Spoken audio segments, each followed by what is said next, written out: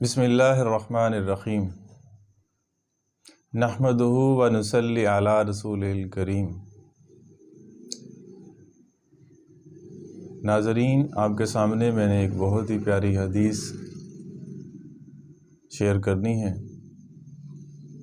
کہ جس شخص کے پاس یہ تین اللہ کی دی ہوئی نعمتیں ہیں تو وہ یہ سمجھ لے کہ دنیا اس کے پاس ساری کی ساری موجود ہے۔ یعنی تین انعامات، تین نعمتیں اور تین اللہ کی طرف سے جو عنایات اللہ کی ہیں یہ آپ کے پاس ہیں، تو گویا وہ یہ سمجھے کہ دنیا ساری کی ساری اس کے پاس موجود ہے۔ حضور پاک صلی اللہ علیہ وسلم کا ارشاد عالی ہے اور حدیث پاک کا جو مفہوم آپ کے سامنے عرض کرنا ہے۔ نمبر ایک کہ جو آدمی اپنے گھر میں امن سے ہو۔ نمبر دو، اللہ جل شانہ نے اس کو بدن کی صحت بھی عطا فرما رکھی ہو۔ اور نمبر تین، ایک وقت کا کھانا اس کے پاس موجود ہو، تو وہ یہ سمجھے کہ دنیا ساری کی ساری اس کے پاس موجود ہے۔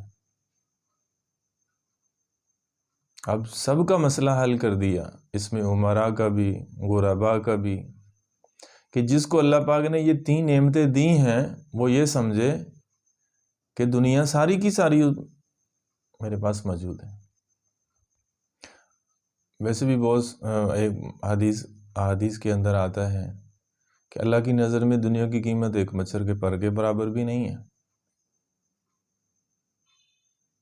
یعنی جس کو اللہ نے بدن کی صحت بھی دی ہے اور وہ اپنے گھر میں امن سے ہے اور ایک وقت کا کھانا اس کے پاس موجود ہے، تو وہ یہ سمجھے کہ دنیا ساری کی ساری اس کے پاس موجود ہے، تو پھر پریشان ہونے کی کیا ضرورت ہے۔ اپنے گھر میں امن سے ہے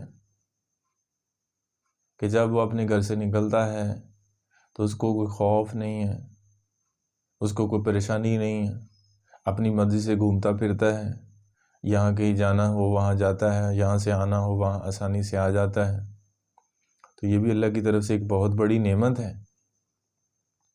اور دوسرا فرمایا کہ اللہ نے تندرستی دی ہے، صحت دی ہے، تو یہ بھی اللہ کی طرف سے بہت بڑی نعمت ہے۔